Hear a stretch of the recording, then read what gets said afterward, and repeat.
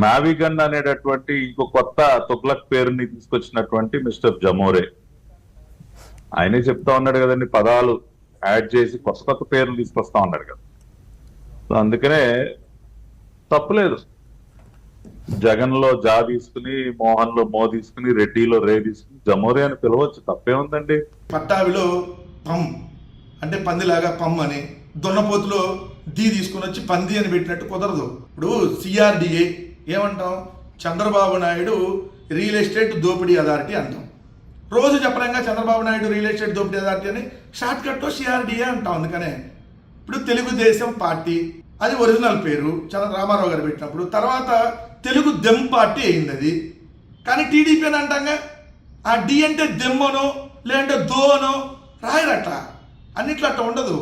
So VMRDA, ఏదైతే HMDA, Hooda TUDA అంటే మీరు చదువుకోలేదు కదా.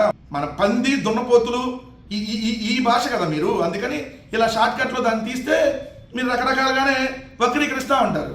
ఏబిఎన్ ఆంధ్రజ్యోతి అని పెట్టారు. ఏబిఎన్ అంటే ఏంది, ఆమోద బ్రాడ్కాస్టింగ్ నెట్వర్క్. రోజు రాస్తారా దాన్ని? కనీసం కొద్దిగా దిమాక్ ఉండాలి. మనం బోషిడికి అన్నంత ఈజీ కాదు. మనం పట్టాభిలో పా తీసుకొని వచ్చి మధ్యలో సున్నా యాడ్ చేసి దున్నపోతులో దీ తీసుకొని వచ్చి పంది అని పెట్టినంత ఈజీ కాదు. పేరుని ట్రోల్ చేస్తే ఏమైనా వస్తుందా?